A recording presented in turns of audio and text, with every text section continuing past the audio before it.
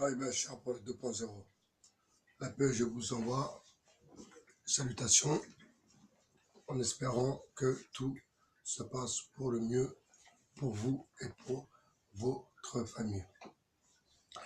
Cette petite vidéo, juste à l'intention de ceux qui se sentiront bien sûr concernés. Les autres, ça ne regarde pas plus que ça, mais pour ceux qui se sont concernés, qui ouvrent un peu les oreilles et les yeux. Alors la France de 98, c'était l'équipe Black, bon, blanc, beurre, avec Thierry Henry, Benzema et toute la clique. Certes, ça a été peut-être un élan pour certains ou pour d'autres. Moi, je ne sais pas qui a réussi meilleurement sa vie ou plus sa vie grâce à la Coupe du Monde 98. En l'occurrence, autour de moi et pour moi-même, cela n'a rien changé à ma condition. Je m'explique. Alors, vous allez être des millions devant ce match de foot en supportant des gens qui tuent et qui bombardent vos frères et vos sœurs, et tout en les applaudissant et en les supportant de tout votre cœur. Et le paradoxe dans cette histoire, c'est que beaucoup d'étrangers supportent à fond la caisse l'équipe de France. Donc, vous le savez, je ne suis pas plus patriote que ça, parce que pour moi, le patriotisme en 2018 ne veut rien dire du tout, encore plus le nationalisme.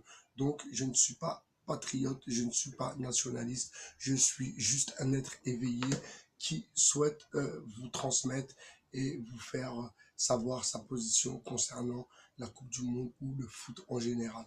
En l'occurrence, pour cette vidéo, on va juste parler de la Coupe du Monde, car elle prend fin, enfin, car ce sont des compétitions qui ne veulent plus rien dire. Ce sont des compétitions où c'est l'argent qui paye et ce n'est plus le talent.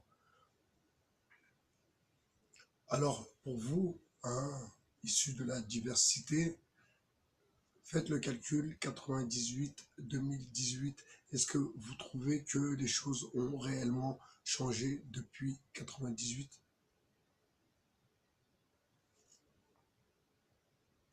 Je vous pose une question. Est-ce que vous trouvez que les choses ont réellement changé depuis 1998?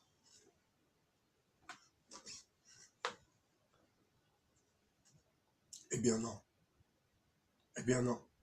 Rien n'a changé et même au grand pire, tout s'est dégradé et ne s'est pas amélioré, bien au contraire. Donc la Coupe du Monde tombe à un moment bien particulier, car les tensions dans le monde se font ressentir jusqu'à notre petit pays, et avec tout ce que on peut supporter de nos élites. Donc vous savez, quand on parle de l'afflux des migrants, moi personnellement, ce n'est pas l'afflux des migrants qui me touche, mais c'est la manière dont on les accueille. Et c'est la manière dont on les fait partir. Car il ne faut pas oublier, et ça beaucoup de vous-même, vous ne le savez pas parce que vous ne connaissez pas plus le sujet, beaucoup de ces migrants sont envoyés. Donc il y a des associations de l'État qui les envoient, qui sont en infiltration, une sorte d'infiltration, donc là-bas, dans leur pays, dans les pays où la migration est pilotée, et elle est pilotée par ces organisations qui sont pour moi comme des organisations terroristes.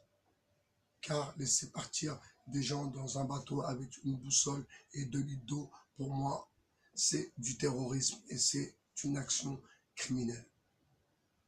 Donc ce soir, vous allez être des millions à applaudir une équipe de France qui vous maltraite toujours et encore de la même façon par rapport à 98, si on remet les choses un peu en place, il y a toujours eu et il y a encore des bavures policières.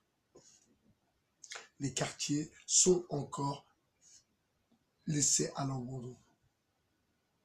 Les quartiers sont encore les derniers de la classe à pouvoir dire ce qu'ils pensent réellement de la politique de leur pays.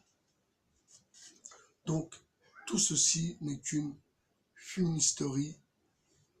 Vous êtes habitués aux fumisteries, apparemment, car je constate que tout le monde est dans cet engouement que je trouve plus que ridicule. Alors, je ne suis pas un fouteux, je suis un Français, je ne suis pas un fouteux.